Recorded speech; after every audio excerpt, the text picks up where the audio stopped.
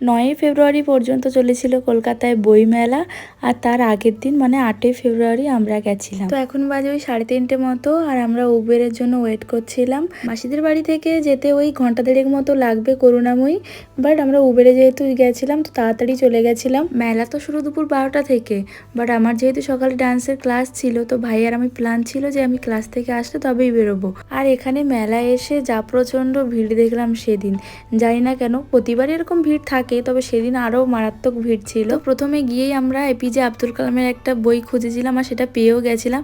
এটা ছিল মেশোর জন্য, মেশো ফোন করে বলে দিয়েছিল। আর মেলাটা বই মেলা হলেও কিন্তু বই ছাড়া অনেক কিছুই ছিল। আর আজকে আমাদের সঙ্গে মাসিকে একরকম জোর করে ধরে নিয়ে এসেছি বলতে গেলে চলে, মাসি তো কিছুতেই আসতে চাইছিল না। সেদিন কিন্তু বই মেলায় পরমব্রত এসেছিল, গতবার অনুপম আর এবার পরমব্রত।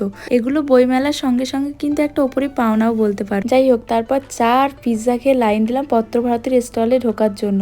পত্রভারতীর দেশ, আনন্দ এগুলোতে প্রচুর লাইন পড়েছিল, তো আমি দেশটায় ঢুকতে পারিনি, পত্রভারতী আনন্দতে ঢুকেছিলাম। আর গত বছর থেকে একটা বই কেনার খুবই ইচ্ছা ছিল, গতবার সেটা নিতে পারিনি, এইবার সেটা ফাইনালি নিয়ে নিয়েছি। আর এই বই কিনতে গিয়ে পকেট কিন্তু ফাঁকা হয়ে গেছে অনেক। সব মিলিয়ে আমরা 5টা মতো বই কিনেছিলাম, তারপরে 7:30টার পর আমরা বাড়ির দিকে রওনা দিলাম।